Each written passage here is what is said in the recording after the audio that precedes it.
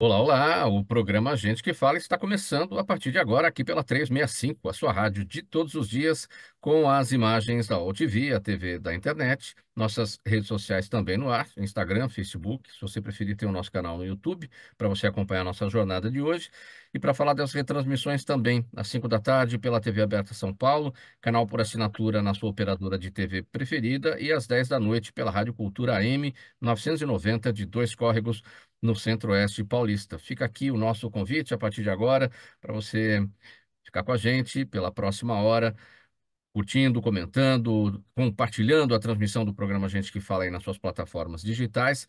Interaja também com os nossos convidados de hoje, fazendo perguntas a eles pelo WhatsApp, 973350038, 973350038.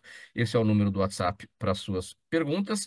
E hoje é a quinta-feira e o nosso espaço aqui você conhece, sempre nesse dia, a nossa parceria com o movimento do Ministério Público Democrático no Gente do MPD que Fala.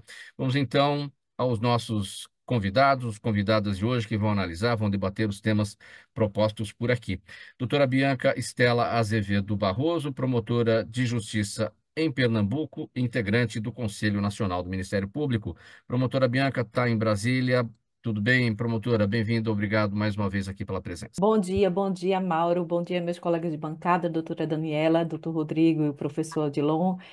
Obrigado, Mauro, por novamente estarmos juntos aqui. E tá tudo bem. Brasília é sempre quente, né? Fervendo. Às vezes esfria à noite, mas o clima da política aqui sempre é quente. É Muito sempre obrigada. quente, sempre quente o ponto de vista das notícias, né, e do Sim, andamento aí sim. dos nossos assuntos nacionais. Vamos seguindo aqui, apresentando também o professor Odilon Guedes, economista, ele é vice-presidente do Conselho Regional de Economia de São Paulo. Professor Odilon, bem-vindo, obrigado pela presença mais uma vez. Bom, boa tarde, né, a todos. Obrigado pelo convite. Participar de uma mesa ilustre como essa e discutir os problemas do país, que não são poucos. Tá? Vamos lá. Também apresentando aqui a doutora Daniela Velter, advogada, consultora jurídica. Doutora Daniela está em Praia Grande, litoral paulista. Tudo bem, doutora? Bem-vinda mais uma vez. Bom dia, tudo bem, Mauro? Professora Edilon, doutor Rodrigo, doutora Bianca, bom dia a todos que nos ouvem. Obrigada, é uma satisfação estar aqui novamente. E o doutor Rodrigo Bertocelli, também na bancada do Gente do MPD que Fala de hoje, advogado, professor universitário, palestrante e sócio no Giamundo Neto Advogados. Tudo bem, doutor Rodrigo? Bom dia, Mauro. Bom dia aos colegas de bancada e minha saudação também para a nossa audiência. Vamos então ao nosso primeiro assunto de hoje. Quinta-feira, Gente do MPD que Fala, parceria nossa com o Movimento do Ministério Público Democrático. O tenente-coronel Mauro Cid vai depor hoje ao ministro Alexandre de Moraes, do Supremo Tribunal Federal, o que pode resultar na anulação do acordo de delação premiada firmada pelo réu com a Polícia Federal. Segundo o relatório da PF, o ajudante de ordens do ex-presidente Bolsonaro tem descumprido os termos da delação e dificulta as investigações. E aí, no depoimento de hoje, Mauro Cid deve falar a respeito de possíveis omissões sobre investidas golpistas de aliados do ex-presidente. A PF utilizou os arquivos recuperados do celular de Mauro Cid na apuração que levou à prisão de 4 militares e um policial federal suspeitos de atuarem num plano de golpe de Estado que envolveria matar o presidente Lula, o vice Geraldo Alckmin e o próprio ministro Alexandre de Moraes. E segundo a Polícia Federal, o plano foi discutido na residência do general Braga Neto, ex-ministro de Bolsonaro. Promotora Bianca, vamos começar pelo final dessa nossa nota aqui a respeito eh, dessas informações de que o plano teria sido discutido no apartamento de Braga Neto, e depois a gente avalia o que pode acontecer em relação ao depoimento de Mauro Cid hoje no Supremo Tribunal Federal. É, pois é, a gente fica surpreendido com essa questão, porque existe um tempo aí, um delay entre aqueles atos que foram no final lá de 2022, né, até chegar. Então, assim, isso demonstra, por um lado, que nada estava parado, que existia uma investigação que chegou a alguma conclusão. Outro ponto que me chama a atenção nesse aspecto é que existia uma coisa, Mauro, que todo mundo ouvia falar, pelo menos a gente que não está dentro, né, desses grupos dos extremos, assim, a gente não está dentro dessa, desse dessa manipulação de mídia, dessa questão do discurso de ódio, a gente não está por dentro dessas organizações, a gente escuta falar, acha que ia ter um golpe, acha, mas assim, não tem uma certeza. Então, eu acho que essa decisão do ministro Alexandre de Moraes, que circulou muito entre os grupos das pessoas que trabalham no sistema de justiça, ela é muito histórica e muito que traz muita verdade e tudo aquilo que a gente suspeitava, não é? A existência realmente de um caminho para que houvesse uma ruptura do Estado Democrático sob o nome de democracia. O problema é como se usa a palavra democracia, né? Se usa a ruptura do Estado Democrático para se manter o Estado Democrático. Isso não tem lógica. Mas as pessoas não estão dispostas a pensar sobre isso. As pessoas quem está nesses polos extremos não está disposta a pensar nessa possibilidade de ruptura, porque tudo que é extremo ele tende a romper, e só quem perde é essa construção do Estado Democrático de Direito, quem perde é a sociedade. Eu acho que é um momento de profunda reflexão para que a sociedade entenda para onde ela quer ir. Porque o voto é muito importante, o voto leva essas pessoas. Então, para o entendedor pragmático, é isso que as pessoas queriam naquele momento. Né? Quando você elege um corpo político que leva um projeto desse adiante, você está dizendo que é isso que você quer como democracia. E as pessoas esqueceram do processo de redemocratização, esqueceram da ditadura, esqueceram como isso não existisse. E é difícil também conversar com os jovens hoje que começam a votar, né, falar sobre uma conscientização política, sobre direitos políticos. É difícil conversar porque eles não viveram aquilo. Então, eles ficam aí naquela retórica de que quem viveu e quem produz informações que não são verdadeiras em relação. Pode dizer que era uma época que seria mais organizada, que seria mais segura, a custo de tantas violações de direitos humanos e tantas vidas. Então, eu acho que a gente precisa fazer um retorno sobre o fato também das religiões estão bem envolvidas, né? E eu tenho uma frasezinha que eu brinco, mas que eu acho que traduz muito, pelo menos o meu pensamento sobre isso, é que eu acho que o Estado é de todos e a religião, cada uma tem a sua. A partir do momento que um representante se elege, ele é representante de todos nós, votando ou não. Mas a religião, cada um tem a sua, independente do governo. Então a gente precisa também trabalhar com esse diálogo de religião, porque ele tem sido muito mal aplicado na prática e tem esse efeito também dentro de uma política. Então acho que isso seria o primeiro panorama que eu gostaria de pensar, porque é um momento de muita reflexão para que a gente pense onde a gente está querendo chegar como sociedade brasileira e ter responsabilidade sobre isso, né? Ter responsabilidade sobre isso. Professor Odilon Guedes, a respeito do que diz a Polícia Federal sobre o plano de golpe de Estado que envolveria matar o presidente Lula, eleito à ocasião, né, à época, o vice Geraldo Alckmin e o próprio ministro Alexandre de Moraes, e que isso teria sido discutido, teria sido tratado na residência, no apartamento do general Braga Neto, que era ministro do governo Bolsonaro. Sobre tudo isso, o Mauro Cid, tenente-coronel Mauro Cid, deve falar hoje, será questionado a respeito disso pelo ministro Alexandre de Moraes nessa audiência, nesse depoimento, né, no Supremo Tribunal Federal, e a defesa deve orientá-lo a alegar que esqueceu dessas informações, né, sua análise. Olha, eu acho, primeiro, a Polícia Federal tem feito um trabalho extremamente importante, que tem que ser destacado, e a questão do Mauro Cid, logicamente, ele tentou preservar o Braga Neto e o Bolsonaro, e não é um problema dele esquecer, aquilo está no celular.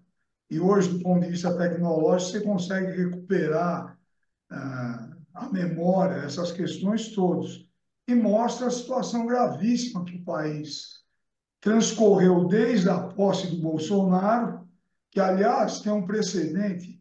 Eu sempre falo, o grande problema do Brasil, e na gíria a gente fala, todo mundo passa a mão, passa o pano em tudo, deixa para lá. O Bolsonaro tem um vídeo gravado que ele falou que se fosse presidente, ele ia mandar fuzilar o Fernando Henrique, era a favor da tortura. Ele tinha que ser caçado naquele momento. E ele passou por isso. Depois Na cassação da Dilma, ele fez toda uma homenagem ao Ustra, que foi um dos maiores torturadores. Aí eu falo com muita tranquilidade, porque eu sou da geração de 68. Vários amigos meus foram assassinados, que eu convivi, que a família nem teve direito de ter o corpo para poder enterrar. Foi a barbárie, a ditadura. Vocês, hoje, os que estão participando do programa, que são jovens, não adianta, eu falo para meus alunos, não adianta falar da ditadura. Quem não viveu não tem a dimensão da barbárie que foi. Tá? Que eles matavam, torturavam e censuraram a imprensa, que ninguém sabia o que acontecia. E mais um detalhe, tem muita gente que fala sem conhecimento, que na época da ditadura a economia ia bem. Eu sou professor de economia brasileira. A ditadura enterrou o Brasil numa crise gravíssima, que foi a crise da dívida externa, e depois levou o Brasil a uma recessão brutal na década de 80. Isso tudo sob a ditadura, que são dados reais, não é ser contra ou a favor.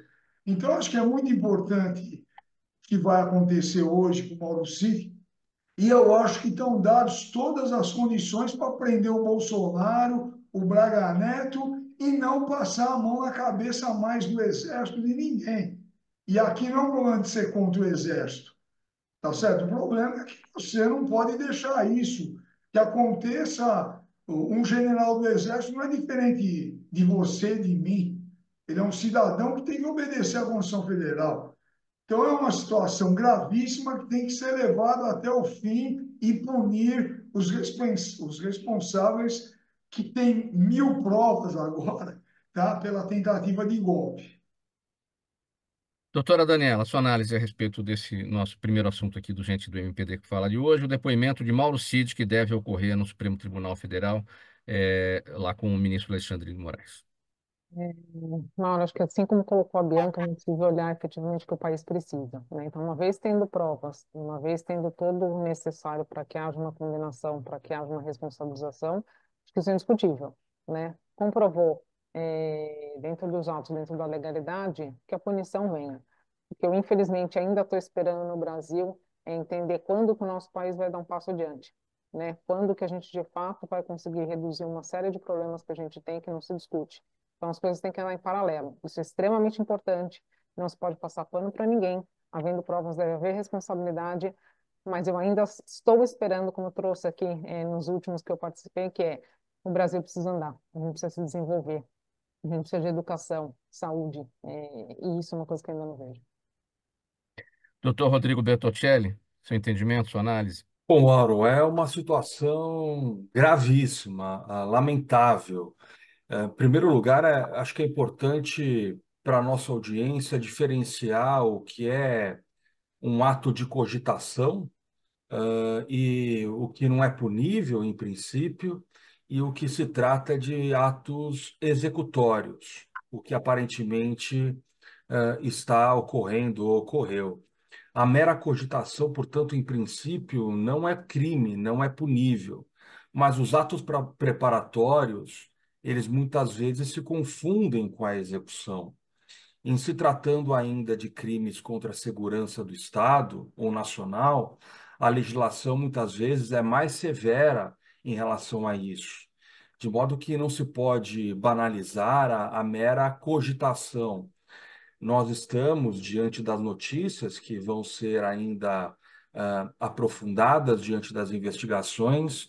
Nós estamos diante de um plano de preparação e execução, a depender do depoimento do tenente-coronel Mauro Cid. Ele deve perder os benefícios da delação premiada, não cabe esse esquecimento, não cabem essas falhas. Ele tinha compromisso diante do acordo que ele firmou em revelar todos os fatos necessários, pertinentes para colaborar com a investigação.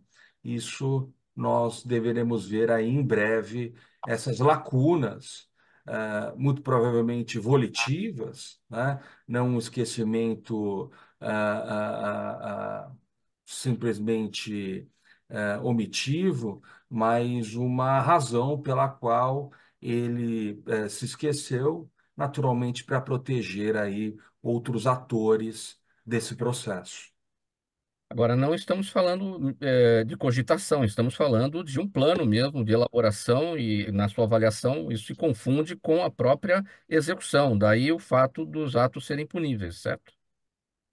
Perfeitamente, e puníveis por alguns crimes contra a democracia, contra o Estado de Direito, inclusive tentativa de homicídio, né?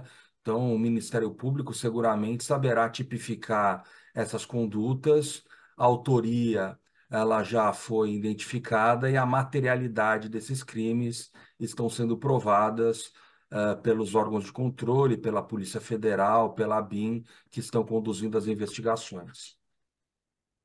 Próximo tema, vamos seguir aqui a edição do programa Gente que Eu Fala de posso quinta-feira. acrescentar uma questão? Sim, professor Não, que Odilon, eu bem. acho que é importante, e você tem uma série de provas da preparação do golpe. Quer dizer, só a gente lembrar, no dia 12 de dezembro, quando o Lula foi lá assinar lá que ele havia ganho a eleição, houve uma convulsão em Brasília, puseram fogo em ônibus, tentaram atacar a Polícia Federal, posteriormente colocaram um caminhão cheio de combustível com uma bomba para explodir perto do aeroporto. Depois, o 8 de outubro, que foi uma barbárie aquilo lá. Então, você tem todo um precedente. E agora você tem a reunião na casa do ex-candidato a vice-presidente Bolsonaro. Isso tudo aprovado. Então, eu acho que tem que ir para a execução dessas questões e colocar na cadeia os responsáveis por isso. Vamos seguir, gente. O programa Gente que Fala, edição de quinta-feira, é o Gente do MPD que fala, parceria nossa com o Movimento do Ministério Público Democrático. Olha, a PEC, que prevê o fim da escala de trabalho 6 por 1, tem sido um dos assuntos mais comentados nas redes sociais. Uma das principais dúvidas entre os internautas se refere à compreensão sobre o andamento da proposta no Congresso Nacional. Esse projeto de autoria da deputada Érica Hilton, deputada federal Érica Hilton, do PSOL aqui de São Paulo, já alcançou o apoio necessário para começar a tramitar na Câmara, mas ainda precisa ser apresentada oficialmente na Casa, ser analisada pela CCJ, passar por comissões especiais e por audiências públicas até chegar ao plenário. Esse é o andamento que os internautas gostariam de saber, mas pelo desconhecimento, muitas vezes, do processo legislativo, não entendem como é que as coisas devem andar por lá. Chegando no plenário, tem que ser votado em 2 turnos, tem que ter 3/5 dos deputados votando a favor, 308 entre os 513 deputados, e depois passar por um processo semelhante ainda no Senado, né? Muito bem, os críticos à proposta alegam que o fim da escala de trabalho 6 por 1 levaria à redução salarial, levaria a uma perda de produtividade e o aumento das demissões. Vamos começar falando do ponto de vista econômico. Professor Odilon Guedes, para analisar essa questão, professor de economia. Vamos lá, professor. Primeira questão, que eu participo de diversos debates, é fundamental a gente se basear em artigos da Constituição Federal. O artigo 3º da Constituição Federal diz: constitui objetivos fundamentais da República Federativa do Brasil, item 3º, erradicar a pobreza e a marginalização e reduzir as desigualdades sociais e regionais. Por exemplo, existe uma desigualdade social brutal. Quer dizer, um trabalhador que trabalha 6 dias e descansa um, qual é o tempo que ele tem para conviver com a família, para poder estudar, para poder fazer compra? Ele é um pessoal que só trabalha para viver, tá certo? Ele vive para trabalhar, não é trabalha para viver. Ele vive para trabalhar. Então, desse ponto de vista, eu acho que é uma proposta correta para atender o interesse de milhares, de milhões de trabalhadores. Uma segunda questão, isso já está sendo executado em inúmeros países, e ao contrário, se você diminuir a jornada de trabalho, você vai gerar mais emprego, você vai gerar mais produtividade, porque um trabalhador que trabalha cotidianamente dessa forma, ele está estressado o tempo inteiro, tá certo? Ele está muito mais sujeito a erros, tá? A omissões no trabalho. Então, isso vai beneficiar o conjunto da família brasileira, do trabalhador. E é importante lembrar que toda vez que você quer beneficiar os trabalhadores, as elites econômicas se colocam contra. Só para lembrar, quando foi colocada a escravidão aí, para quem conhece um pouco de história do Brasil, falaram que ia ser um caos no Brasil, e muito pelo contrário, tá certo? Os capitais que eram utilizados para comprar escravos foram investidos.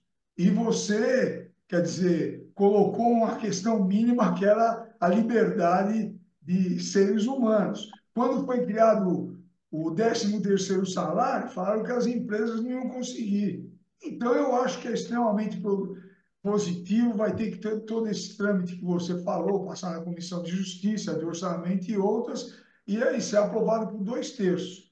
E é um tema que, inclusive, deputados de esquerda, de direita, todo mundo assinou, tá certo, esse projeto de emenda constitucional, porque ele atende os interesses da sociedade. Doutora Daniela, sua análise a respeito dessa proposta polêmica, né? Certamente muito polêmica, né? Há quem diga que não tem a ver com a realidade brasileira e há quem diga que, enfim, tem a defesa da questão do período de descanso do trabalhador, que isso geraria mais empregos e que geraria melhores resultados para a economia brasileira.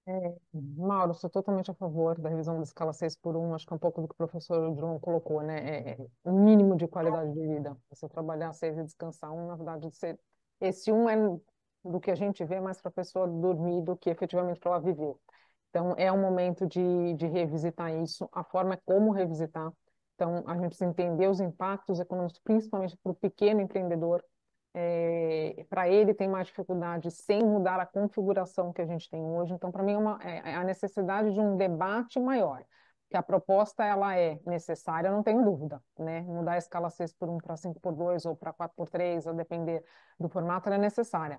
Mas como que a gente olha tudo isso para uma desoneração da folha de pagamento, o impacto econômico dos pequenos? O que mais me preocupa assim, são os pequenos e médios empreendedores. Os grandes eles ainda conseguem montar uma escala, fazer algo diferente. O pequeno e o médio a gente enforca. Então tem que ter uma visão efetivamente da qualidade de vida com adequações do ponto de vista principalmente tributário, com a desoneração da folha, talvez não em todos, mas em alguns setores, e isso precisa ser estudado. Eu concordo com o que o professor João falou, vai gerar mais empregos, né? É algo que é extremamente benéfico. O ponto aqui é azeitar no como fazer. Doutor Rodrigo Bertoncelli, os prós e os contras da escala de trabalho 6x1. Eu também os acompanho no sentido de que, em tese, é uma medida positiva para o país e para os trabalhadores. No entanto, eu ressalto algumas preocupações que devem acompanhar o trâmite legislativo. Ora, a proposta ela é muito simples, salvo engano, ela tem um artigo só, a PEC, e ela não considera a realidade nacional, os estudos, o impacto que isso vai proporcionar na economia. O Brasil, há muitos anos, tem lutado para melhorar a sua produtividade, a competitividade, alcançar o desenvolvimento econômico, social, e e ainda não há uma clareza, pelo menos para mim, que essa redução na jornada de trabalho vai produzir esses efeitos. Nos países em que as horas efetivas de trabalho mensal são mais baixas, elas decorrem de uma realidade que há um alto grau de produtividade. E isso não ocorre no Brasil. Atualmente, o Brasil ocupa a 70ª posição no ranking da OIT, com 189 países. O que eu vejo, portanto, é a necessidade de um aprofundamento desses estudos, dos impactos econômicos. Eu penso que nós precisamos superarmos o tema e retornarmos os debates que foquem nas necessidades atuais do país, centradas em competitividade, crescimento econômico, investimento em educação, tecnologia. Esses são os verdadeiros criadores do emprego. E talvez, não obstante os debates no parlamento, deixar para as negociações coletivas os eventuais ajustes na jornada de trabalho.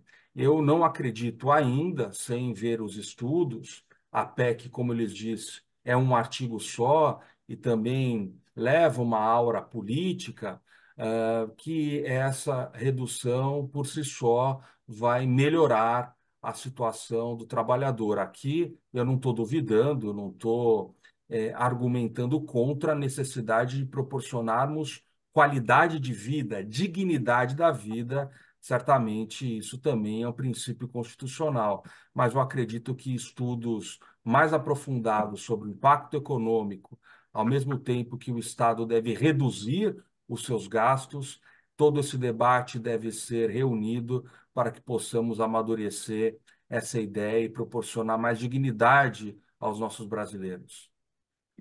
Promotora Bianca Estela, tema polêmico, a escala de trabalho 6x1. O que é que está faltando nesse debate para a criação de um consenso mínimo entre os dois lados, aqueles que são a favor e os contrários à proposta? Mauro, um pouco de choque de realidade, né? A intenção, como o professor Odilon falou, acompanhado pela doutora Daniela, eu acho que o doutor Rodrigo trouxe mais essa ponderação sobre a questão econômica. A intenção da lei, o munus da lei público, ela é excelente, que se relaciona ao bem-estar, à sobrecarga de trabalho, né? Isso que tudo. A questão de saúde mental hoje, que está muito em foco em relação ao trabalho, a relação do assédio em trabalho também, muito batido pelo Ministério Público do Trabalho. Mas o que a gente tem é uma realidade social de desigualdade. Então, o que é que me preocupa nessa redução de jornada, de uma forma sem que a gente faça uma progressão, uma construção para chegar a isso? É umas novas formas de escravização. Novas formas de escravização, por quê?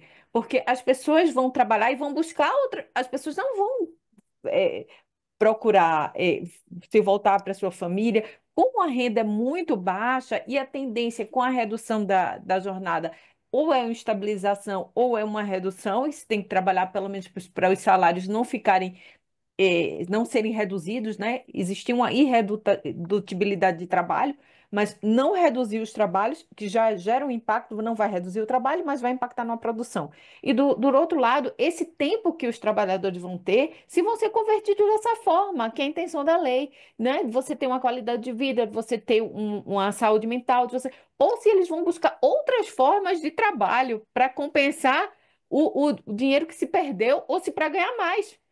Entendeu? Então vão criar novas formas de escravização do trabalhador por causa dessas alternativas que vão aí criar paralelas. Olha, você vai trabalhar 4 dias por semana, você vai ter 3 livres. E nesses 3 livros você vai fazer o quê? Não, eu vou arranjar outro emprego, eu vou compensar aquele, eu vou criar hora extra, eu vou.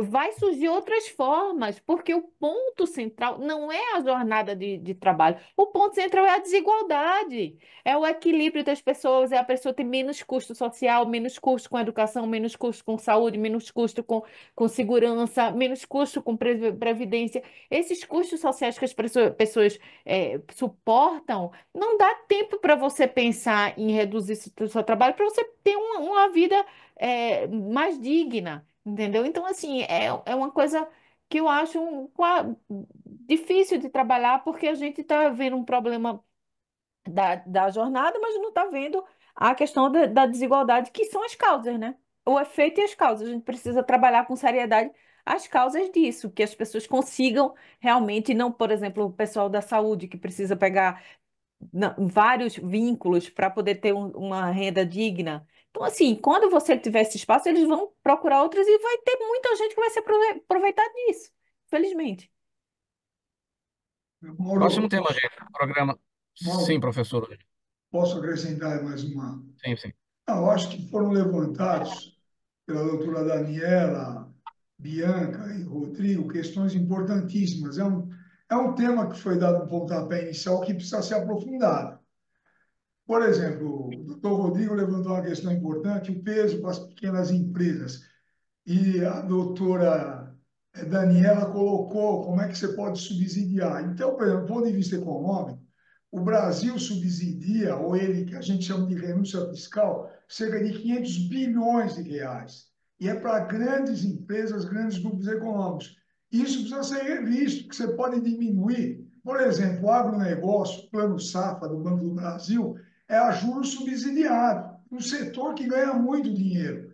Então, você precisa estudar como transferir esses subsídios e depois do estudo para que tipos de empresa você poderia dar um subsídio para que ela adote esse tipo de trabalho. Isso é uma questão fundamental. Eu tenho discutido muito isso. Por exemplo, você pega o agronegócio, a Embrapa, a Empresa Brasileira de Pesquisa Agropecuária, é uma empresa que trabalha com o agronegócio e custa bilhões de reais para o governo. E só trabalha com o agronegócio. E é uma empresa de altíssimo nível. E o agronegócio não paga nada por isso. Ou mais um exemplo nessa área, que eu tenho falado muito, já estudei, o Imposto Territorial Rural, que é o que os fazendeiros pagam, o ITR, do Brasil inteiro, o ano inteiro, é menor do que 3 meses de IPTU das cidade de São Paulo. Então, você precisa Hum. ver esse tipo de questão. Então, esse projeto de emenda constitucional é importante porque ele desencadeia um debate mais geral que foi colocado de forma correta pelos demais componentes da nossa mesa. Próximo assunto, pessoal. O programa Gente que Fala, edição de quinta-feira, é o Gente do MPD que Fala, parceria nossa com o Movimento do Ministério Público Democrático, aqui pela 365, sua rádio de todos os dias, OLTV TV da internet, redes sociais, YouTube e as retransmissões. TV aberta São Paulo, canal por assinatura na sua operadora de TV preferida a partir das 5 da tarde e às 10 da noite pela Rádio Cultura AM 990 de Dois Córregos, no Centro-Oeste Paulista e para outras 20 cidades lá da região de Dois Córregos. Pessoal, durante uma partida de handball realizada pelos Jogos Jurídicos Estaduais em Americana, interior aqui de São Paulo, integrantes da torcida da PUC chamaram os alunos de direito da USP de cotistas e pobres. As manifestações racistas e aporofóbicas vieram à tona nas redes sociais. Segundo o mestre em Humanidades Marcos Alexandre Oliveira, as instituições de ensino superior devem adotar medidas efetivas para prevenir e para combater o preconceito, como a implementação de programas de diversidade e inclusão, além de oferecer canais de denúncia e acolhimento às vítimas.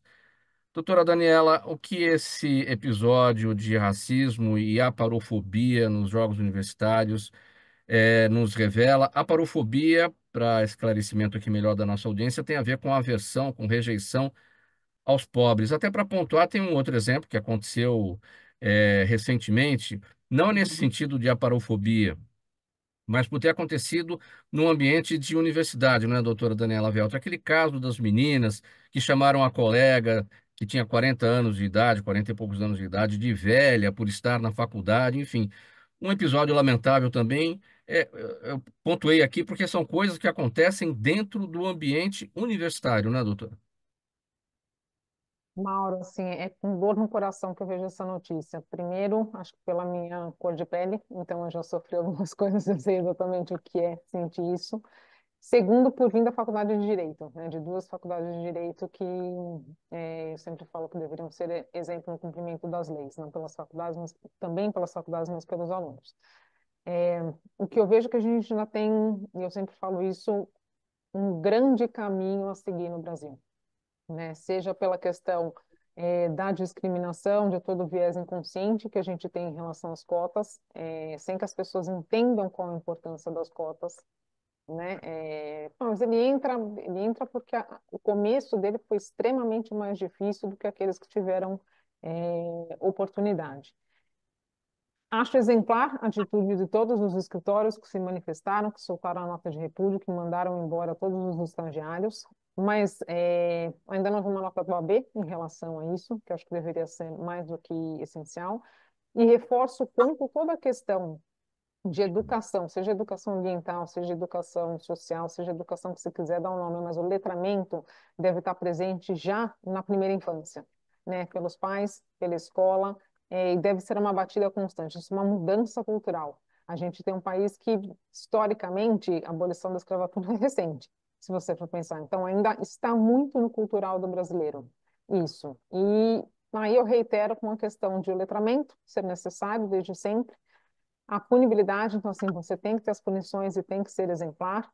E todos os movimentos que a gente tem de inclusão do negro, do pardo, do pobre, da mulher, seja da questão do etarismo, elas têm que realmente tomar força dentro das empresas, que é algo que a gente vem percebendo um arrefecimento em relação a isso. Então, assim, tem que ter cota para conselho, tem que ter cota para cor, tem que ter cota para mulher, tem que ter... até que a gente consiga virar o disco. até que a gente consiga superar e ter uma virada cultural nisso. E não estamos perto ainda. Tá? Existe muita vitrine, existe muito fogos, mas a prática de verdade ela ainda é bem doída. Então, o que me deixa feliz nesse ato é, de fato, ver que houve uma punição por parte dos escritórios.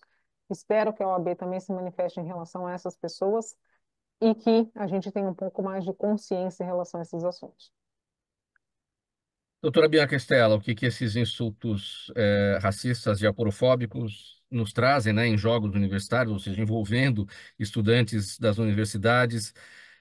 Certamente aqueles, né, que fizeram os insultos trataram os demais, vocês valem menos, vocês são cotistas, vocês nem deveriam estar aqui, enfim. É esse o sentido, e é lamentável tudo isso. Mauro, a gente precisa saber tratar do limite da liberdade, né? Se fazem, se não, eu tenho liberdade, a sua liberdade encontra limite na ofensa do outro. E na ignorância, não na ignorância da grosseria, mas na ignorância, na falta de conhecimento. As pessoas não estão dispostas a entender por que é uma cota. A professora Daniela falou bem em relação a isso, o que é uma ação afirmativa, o que é o sistema de cotas, para que ele serve. Ele não caiu. As pessoas têm uma visão, quem tem esse conceito, diz a frase assim: eu sou contra o sistema de cotas. E por quê? Porque parte do pressuposto que o sistema de cotas é simplesmente você reservar um percentual de uma vaga para aquela população.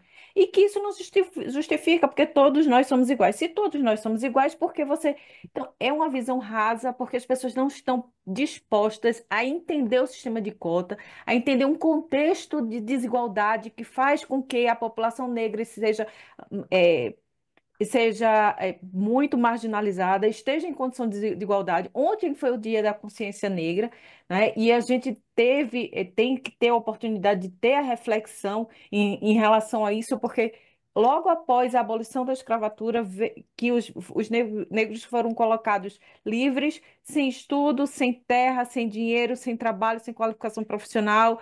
Agora, vão para onde? Não tinha terra. Aí logo depois vem a lei da vadiagem, que você criminaliza as pessoas que não têm como se manter. Quer dizer, o governo está sempre aí tomando essas decisões políticas que são erradas e que geram esse impacto até hoje. Então, houve um processo de marginalização. A gente tem uma responsabilidade coletiva nessa reparação. Houve um processo de marginalização das mulheres em vários campos, principalmente em atividade de cuidado, que tem valor econômico, mas que nunca foi quantificado. Então, essas ações é para reparar uma injustiça social através de decisões políticas erradas. E a gente tem responsabilidade social em relação a isso, né? Mas quando a cota pega um filho, um parente, uma pessoa, eu sou contra e não se procura entender, porque tem preguiça de entender o contexto, a razão por que é aquilo e dar sua colaboração em relação a isso, não é? Então, assim, infelizmente, eu acho que isso um retrocesso. Eu acho que as pessoas falam isso e têm orgulho de falar, que isso é o que me deixa mais estarrecida, não é? Você tem uma opinião que prejudica um grupo, que subjuga as pessoas que são iguais, e mesmo assim diz de uma forma orgulhosa de ter preconceito. Então, o preconceito hoje ele é dito assim com orgulho, eu sou assim, porque em nome da liberdade, né? Mas ao contrário também essas pessoas não suportam as críticas porque se ofendem. Então, assim, eu acho que a gente tem que pensar isso, a liberdade no limite de ofender o outro, a questão da responsabilidade coletiva. E quando você vê que essas reparações elas são necessárias, você pensa que a sociedade cresce um todo, porque não é justo que metade da população viva numa situação de precariedade, de desigualdade, subalterna, né? Então, eu Sim. fico muito indignada em relação a essas coisas. Vamos seguir para o próximo tema, pessoal. Eu vou abreviando aqui os assuntos, temos mais dois pela frente em razão do nosso tempo. Vamos falar agora sobre a Câmara dos Deputados, que finalizou a votação do projeto que cria regras para a destinação e prestação de contas de emendas individuais, as de bancadas estaduais e as de comissões. O projeto inclui também as transferências especiais, conhecidas como as emendas PIX. A formulação das regras para as emendas foi uma exigência do Supremo Tribunal Federal. Só que o projeto deixa lacunas em relação à transparência dos repasses. Esse texto que foi aprovado agora essa semana na Câmara dos Deputados segue para a sanção do presidente Lula que, aliás, cogita elaborar uma outra proposta para abrir a possibilidade de bloqueio de repasse de recursos, se for preciso ali mais adiante congelar gastos. Doutor Rodrigo Bertoncelli, não está nada resolvido, né? Nesse sentido do que o Supremo Tribunal Federal veio a exigir em relação à transparência dos repasses. Falta muita coisa, muita lacuna aberta. Muita lacuna aberta, Mauro. A luz do sol é a maior transparência que a gente pode ter na sociedade. Essas emendas são um grande flanco de corrupção à medida que esse dinheiro foge dos órgãos de controle, sobretudo os órgãos de controle federais, que têm uma capacidade maior de fiscalizar, de gerenciar o recurso público. À medida que esse recurso chega na mão dos prefeitos, dos municípios, esse dinheiro se perde e acaba sendo utilizado muitas vezes para fins não republicanos. É necessário que nós tenhamos controle. Uma das grandes aberrações, não só desse mandatário, mas também do último, e aqui sem trazer nenhum tônus, nenhum verniz político para o tema, mas o orçamento secreto é uma aberração, pela falta de controle, de transparência que esses recursos públicos são levados à sociedade sem um mecanismo de controle. Há muito a ser feito ainda, Mauro, para que nós tenhamos um track, tenhamos como controlar a destinação adequada desses recursos públicos para que eles efetivamente cumpram a sua finalidade de atingir e complementar políticas públicas necessárias para o nosso país.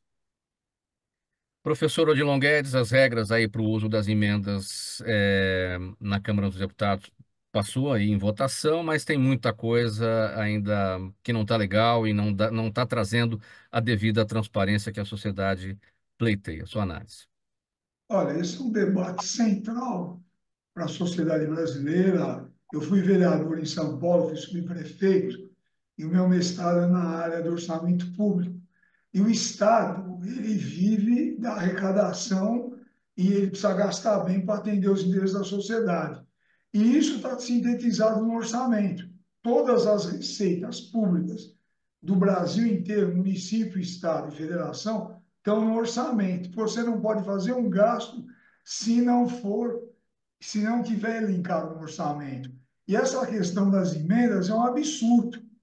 Tá? Cerca de 50 bilhões elas representam, e o governo federal que tem uma visão conjunta do Brasil para fazer grandes planos de investimento na infraestrutura, pesquisa, educação, tecnologia. Essas emendas elas são utilizadas em municípios para manter o prefeito na mão do deputado que mandou. Inclusive, eu estava lendo, as emendas de comissão continuam sem identificação de quem está mandando. E aí esses deputados se reelegem permanentemente.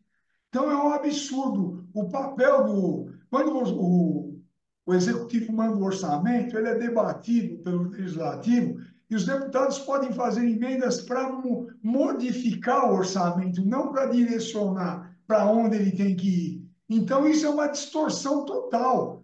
O problema é que a sociedade não conhece o trâmite orçamentário. Eu tenho um pouco de experiência, ninguém sabe nada. E meu povão, se você perguntar para um empresário ou para um líder sindical, eles não sabem o processo orçamentário. As elites do Brasil não conhecem e todo mundo paga imposto. Inclusive, só para, eu acho que é importante, nós do Conselho Regional de Economia estamos com uma campanha que chama Orçamento Público e Transparência Popular, que é para debater nos municípios e colocar os dados do orçamento de uma forma que qualquer pessoa conheça. Se eu perguntar para você, entra no site da Prefeitura de São Paulo e vai achar onde é que está o orçamento. Você vai ficar garimpando lá o dia inteiro e não acha. E se achar, não entende aquele palavreado. E é uma questão central. Então, inclusive, tem um dado aqui que eu peguei da consultoria técnica do Senado, fala que quase nada do que o Supremo determinou do Flávio Dino, que colocou essa questão, não foi acatado nessa mudança. Então, isso precisa ser aprofundado, porque o orça, só mais dois exemplos. O Estado tem um papel decisivo em qualquer lugar do mundo. 160 milhões de brasileiros não têm plano de saúde, depende do SUS, que é o Estado. Mais de 80% de quem estuda no Brasil, antes de entrar na faculdade, está em escola pública, depende do Estado. 95% das pesquisas é feito em universidades públicas ou instituições públicas, e não vou falar mais, porque eu ia dar mais 1 milhão de exemplos. E o Estado não pode ser submetido a interesse de parlamentares que ficam manipulando as prefeituras.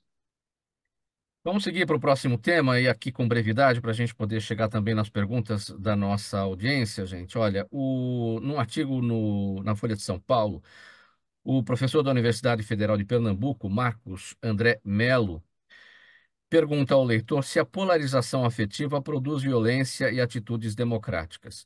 O autor destaca ali no texto evidências, sem comprovação científica, de um estudo publicado na revista Science e coautorado por 76 pesquisadores, em relação a duas explicações que rivalizam na ciência política a respeito desse tema. A primeira é que a animosidade interpartidária está intrinsecamente relacionada a atitudes antidemocráticas e violência política. E a segunda é que é que se trata de fenômenos com dinâmicas próprias e distintas, porém não há consenso se elas implicam necessariamente em atos extremos. Muito bem. Temos aqui o entendimento do especialista em comportamento, Tiago Garrido, ele diz o seguinte: polarização afetiva é quando os sentimentos negativos por um político superam as emoções positivas em relação ao outro. Assim, os eleitores votam contra um candidato, aumentando a identificação dele com seu grupo ideológico, formando bolhas, onde todos pensam da mesma maneira. Aí a pergunta que eu vou fazer aqui, promotora Bianca, é a pergunta que o professor Marcos André Mello, da Universidade Federal de Pernambuco, do seu estado, inclusive, faz ao leitor aqui da Folha de São Paulo, se a polarização afetiva produz violência e atitudes democráticas. Produz violência e atitudes antidemocráticas, né? Democráticas, desculpe. Aham. Mas, primeiro eu queria destacar o professor Marcos Mello, maravilhoso professor lá da UFPE, né? Tem um estudo na Inglaterra, enfim, sempre muito bem colocado, né? E muito científico, com muita base de empírica, de dados de estudos, muito estudioso, assim, é um orgulho para a gente ter o professor Marcos Mello na UFPE. Mas acho que essa questão traz muito isso. A violência política, ela está bem institucionalizada. Eu estudei a violência política contra a mulher, que é mais grave. A violência política contra a mulher, ela é proporcionalmente mais grave. Ela atinge a mulher em outras áreas que não atinge o homem. Mas hoje a violência política ela está exatamente nessa afetividade, nessa paixão por um determinado grupo, determinado político, que você tira o senso crítico, você tira a critização de um determinado assunto ou de um determinado tema, porque as pessoas não querem mais pensar, aceitam, porque se um determinado candidato que eu apoio tem um posicionamento e fala, você não tem crítica mais sobre aquilo. Você simplesmente aceita sem pensar sobre aquilo, nem o desdobramento, nem o que tem de argumento ali. As pessoas não querem mais argumentar. É uma sociedade contemporânea das soluções fáceis para problemas complexos. E os resultados são completamente errados. Então, acho que essa questão da polarização também acaba gerando um pouco do caráter da pessoa. E eu acho que é isso que traz a polarização, né? Quando você vê as pessoas que têm um posicionamento que em determinado ponto ali, ela traz muito do caráter dela. E às vezes gera essa afetividade, gera a polarização, porque você diz assim, uma pessoa que. E aí eu falo, não falo como jurista, mas eu falo como cidadã. Uma pessoa que tem esse posicionamento, eu não quero ela perto de mim, né? Eu não tenho afetividade para esse tipo de posicionamento. E aí você afasta as pessoas e cria situações políticas e situações familiares e situações de amizade, amizades, né, longínquas, que você simplesmente passa a não reconhecer aquela pessoa em determinado ponto, porque simplesmente ela achou por bem. E você pensa, perceba que todo tipo de defesa afetiva, política, ela tem muito a ver com si, ela tem muito a ver com a forma que ela vive, ela tem muito a ver com a manutenção da forma que ela vive, dos privilégios. Eu acho que a classe média aí também, ela tem uma responsabilidade muito grande, que é aquela classe que está no meio, né? Ela tem o que perder e ela tem o que ganhar. Então, ela está sempre ali no influxo dos interesses. Se eu vou ganhar, então eu apoio aqui. Se eu vou perder, eu não apoio porque eu não quero descer. Então, quem é muito rico está acima de determinadas discussões e não tem efetividade. Vai estar sempre na situação. Quem é muito pobre já não tem muito a perder. Então, a classe média é que precisa ser trabalhada porque ela precisa entender que se a classe baixa subir, ela não vai ficar no lugar dela, ela pode subir ainda mais. Mas é muito, muito interessante esse artigo, eu adorei. Doutora Daniela Velt, a pergunta do professor da Universidade Federal de Pernambuco, Marcos André Mello, no artigo dele na Folha de São Paulo. Polarização afetiva produz violência e atitudes antidemocráticas? E eu vou acrescentar aqui mais ainda, produz briga na ceia de Natal também entre as famílias? Total, mano. Acho que os últimos natais aí foram animados para várias famílias. Mas eu vejo assim, você sabe disso quanto eu bato na questão de falta de investimento em educação no nosso país. Acho que o que falta hoje é uma falta de nós nos enxergarmos como enquanto nação. O brasileiro não tem uma visão de nação, tem uma visão da casta aqui, da casta colada, na verdade a gente vive numa sociedade de castas, no Brasil. Falta um sentimento de nação. E a gente só consegue chegar nisso se estivermos abertos a conversar. Acho que a doutora Bianca colocou assim, perfeitamente, precisa estar aberto a conversar. Eu quero saber o que é melhor para o país. Eu não quero saber o que é melhor para o presidente A, para o presidente B, para o deputado A, não me interessa. Eu quero saber o que eu posso agregar para o meu país. Eu quero deixar um país diferente para aqueles que vêm depois de mim, né? E não é seguindo pessoas, porque pessoas vão seguir interesses pessoais, que é isso que acontece hoje no Brasil. Então, assim, enquanto nós não tivermos investimento em educação de verdade, explicar o que é uma nação, o que é uma questão cívica, qual a importância de você ter todas as classes bem, de não ter essa diferença de classe social que a gente tem, que gera violência, a gente continua retroalimentando um sistema que a gente tem, e para a política está tudo bem, independente se é o A ou se é o B, porque no final eles estão ganhando, e a população continua com as mesmas dificuldades de saúde, de educação, de saneamento básico que tem desde sempre. Então, para mim, o ponto é investir em educação e a gente conseguir nos enxergarmos como uma nação. Sem isso, a gente fica patinando. Doutor Rodrigo, sua análise bem breve para a gente seguir aqui com as perguntas da audiência. Bem rapidinho, por gentileza. Bom, Mauro, a doutora Bianca e a doutora Daniela já disseram tudo. Falta uma cultura de nação, ao mesmo tempo que falta investimento em educação para que nós tenhamos repertório, senso crítico, para que as paixões não ofusquem a razão e essa paixão não leve a brigas e natais aí mais amargos. Perguntas aqui da nossa audiência, bem rapidinha. A resposta, professor Odilon, quem está com a gente é o Francisco. Ele diz assim: sobre o uso de emendas parlamentares, qual órgão público seria responsável pela fiscalização e pelo monitoramento do cumprimento das regras a serem estabelecidas sobre o uso dessas emendas? Depois que você fez a emenda, ela foi destinada, a boa execução dela é o Tribunal de Contas do Estado, no caso de São Paulo, do município. O problema é anterior, é você impedir que os parlamentares tenham essa liberdade de encaminhar bilhões de reais para obras tremendamente secundárias em municípios para manter lá o prefeito sob a influência dele. Então, depois que a emenda foi aprovada e executada, é o Tribunal de Contas. Sim. Bem breve, doutor Rodrigo, a Raquel também com a gente. Quais seriam as consequências à luz do direito internacional de um país que bombardeia outro sem declaração de guerra? Existe dentro das Nações Unidas um direito, normas que impõem consequências em relação a isso. Existem tratados internacionais que disciplinam, inclusive em situações de guerra, como os países devem agir. Tanto o Tribunal Internacional Penal, inclusive, pode julgar essas medidas assim como aí o clássico Tribunal de Nuremberg avaliou as consequências, os exageros da Segunda Guerra Mundial. Portanto, há normas internacionais, sim, e há órgãos de controles internacionais para fiscalizar e punir eventuais excessos. Promotora Bianca, sua posição, seu entendimento sobre cotas para promoção de juízes. É o Jaime que está com a gente. Valeu, Jaime, aqui pela participação. Cotas para promoção de juízes, é, em relação a quê? A cota racial ou a cota de gênero? Enfim, o sistema, eu vou falar de em De ambos, geral, né? Em geral. o Conselho Nacional de Justiça encampou esse sistema de cotas, não um sistema de cotas, mas um sistema de proporcionalidade, criando listas paralelas para gênero.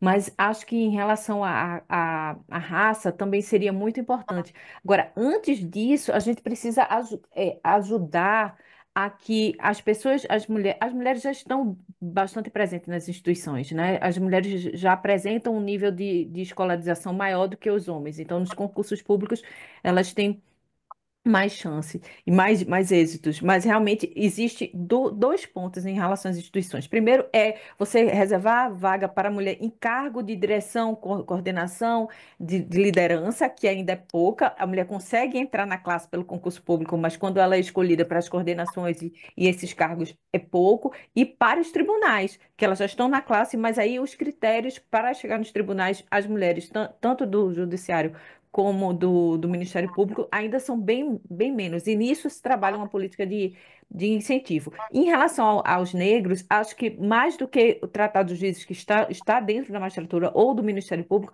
a gente precisa qualificar essas pessoas para elas conseguirem acessar esses cargos. Não é? Então, eu acho que poderia ser isso, mas eu sou a favor, acho que a gente precisa trazer diversidade às instituições, e incluindo o Ministério Público, o Judiciário e o Congresso Nacional. Chegamos ao final aqui da nossa edição do programa Gente que Fala de hoje. Às quintas-feiras por aqui sempre é o Gente do MPD que fala, a parceria nossa com o movimento do Ministério Público Democrático. O agradecimento em nome de toda a nossa equipe, doutora Bianca Estela Azevedo Barroso, promotora de justiça em Pernambuco, integrante do Conselho Nacional do Ministério Público, Odilon Guedes, professor, economista, vice-presidente do Conselho Regional de Economia de São Paulo, doutora Daniela Veltri, advogada, consultora jurídica, doutor Rodrigo Bertocelli, advogado, professor universitário, palestrante e sócio no Giamundo Neto Advogados. Muito obrigado mais uma vez pelas presenças de cada um. A gente espera revê-los em breve. Programa Gente que Fala, 23 anos no ar, sempre realização da ABCom. Apresentação minha, Mauro Friesman, a Zenilda Salvato, nossa diretora de produção, e o jornalista Fausto Camunho, nosso diretor-geral. Você, espectador, internauta, ouvinte, a razão da nossa presença sempre por aqui. A gente volta amanhã pela 365, sua rádio de todos os dias, e pelos demais canais de transmissão. Obrigado pela audiência. Tchau, até amanhã.